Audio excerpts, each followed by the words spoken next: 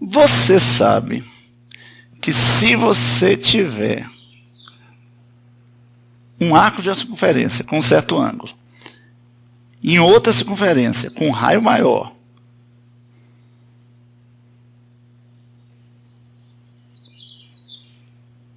consequentemente com um arco maior, né? Se tiver o mesmo ângulo, você sabe que o tamanho do arco e o tamanho do raio são diretamente proporcionais? Ou seja, aqui tem um raiozão e tem um arco grandão. Aqui tem um raiozinho e um arco pequenininho. Como os ângulos são iguais, você pode botar o arco pequeno sobre o raio pequeno é igual ao arco grande sobre o raio grande. Sabia que pode fazer isso?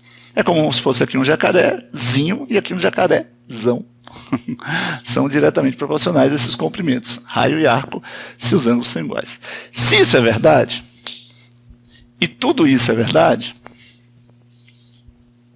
se esse ângulo é o mesmo ângulo daqui, aqui, mostrando o comportamento da velocidade, esse arco, em relação a esse raio, tem a mesma proporção que esse arco em relação a esse raio. Bem geométrico, né? Se isso é verdade, o que é que eu posso falar? Posso falar que aquele ΔS circular sobre o raio, que é o raio dessa trajetória, né? Ali virou o raio, é igual àquele ΔV circular dividido pelo aquele raio dessa figura. E o raio dessa figura é o tamanho da velocidade.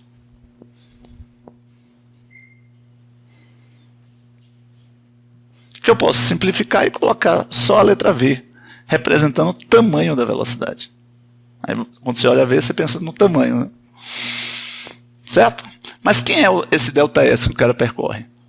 É a velocidade, o modo velocidade vezes ΔT. Então eu posso botar velocidade vezes ΔT. E o que é esse ΔV? É a aceleração centrípeta, o módulo dela vezes ΔT, sobre o raio, que é a velocidade. Ou seja, se o ΔT for grande, esse cara vai andar uma distância grande. Consequentemente, essa velocidade aqui, andando uma distância grande, a velocidade vai mudar muito. E esse arco aqui, né, que vai ser um ΔV, em um tempo grande, a aceleração centrípeta vai ter condições de dar um ΔV maior. E isso é proporcional. Se eu corto isso daqui, e eu posso cortar, eu tenho uma relação direta entre a velocidade do corpo, o raio e a aceleração que ele precisou ter, que é a centrípeta, que promoveu essa curva de raio R. Então, daqui eu tiro que a velocidade está para o raio, assim como a aceleração centrípeta está para a velocidade. Ou seja, se eu tiver uma velocidade grande e eu quero fazer um raio pequeno, aqui tem uma velocidade grande e um raio pequeno, né? Eu vou ter que possuir uma aceleração centrípeta grande para ficar na mesma proporção com a velocidade. Ou seja, para você com alta velocidade fazer uma curva, você tem uma curva fechada, uma curva pequena, você tem que ter uma grande aceleração centrípeta para mudar bruscamente a velocidade. Só que para isso precisa de uma força grande.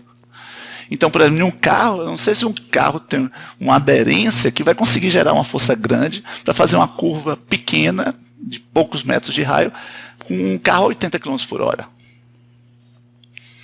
O legal disso tudo é que eu não sei, mas eu posso relacionar. E aqui, tradicionalmente, a gente pode fazer o seguinte: V vezes V vai dar V ao quadrado. Então, nos livros, você encontra assim: a aceleração centrípeta sendo igual a velocidade ao quadrado, que na verdade é o módulo da velocidade ao quadrado, dividido pelo raio, né? Eu pego isso, aqui está dividindo, multiplico todos por V, corto o V aqui, ou simplesmente jogo isso para cá, fica V ao quadrado. Pois bem, essa é a relação entre a velocidade e o raio.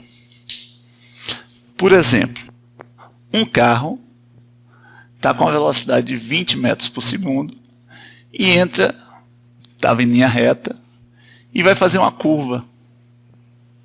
Ele quer fazer uma curva. Só que essa curva tem um raio de 100 metros. Tá bom?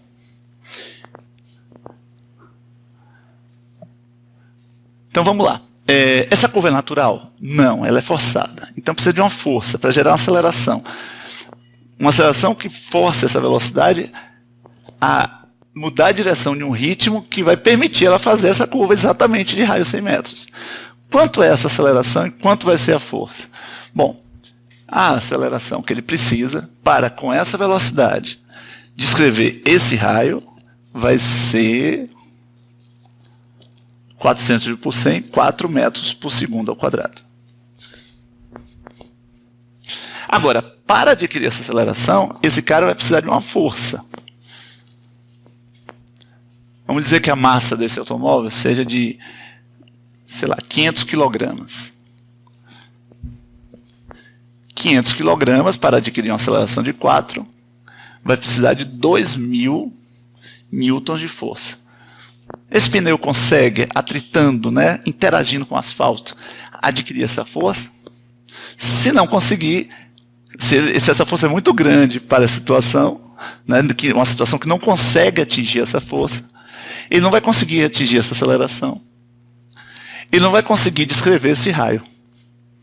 Então, ele vai seguir o que a inércia quer, seguir em linha reta. Ele pode até tentar fazer uma curva, mas aí não a curva de um raio tão fechado. E aí ele pode sair por aqui e derrubar, destruir, né? Então é isso. Com precisão ele precisa, esse carro precisa de 2.000 newtons. Tá claro? E assim com qualquer curva. Então, um outro exemplo, um satélite. Aqui está a Terra, né? Eu quero lançar o satélite para ele ficar orbitando. Então, o que isso quer dizer? Você vai ter o raio, né, que você deseja. Se você vai ter o raio, né, e vai ter, tendo o raio vai ter a distância, né? Se tem a distância, vai ter a força gravitacional. Porque quem faz o satélite descrever a curva é a força gravitacional. Então, se você tem a posição que o satélite, o que você quer que o satélite fique, você vai ter o raio da trajetória, raio da curva, vai ter o D, o raio da curva e o D vão ser iguais. D é a distância do centro até o corpo, né? O D da lei da gravitação universal. Aí você vai achar a força gravitacional e aí com a massa você vai achar a aceleração. Então você vai ter a aceleração e você quer que essa aceleração faça o papel de aceleração centrípeta. Você quer que a força gravitacional só produza a mudança na direção da velocidade. Então, tendo o valor da aceleração, tendo o valor do raio, o que é que você faz? Você descobre o valor da velocidade que você tem que lançar o satélite para que ele não vá embora ou ele vai fazer uma curva e cair na Terra. Através desses cálculos você consegue descobrir exatamente a velocidade que tem que ser lançada. Então você pega seu foguete com o satélite, manda ele para cá e lança o satélite com essa velocidade, nessa posição, nessa direção, ó, na direção tangente à curva.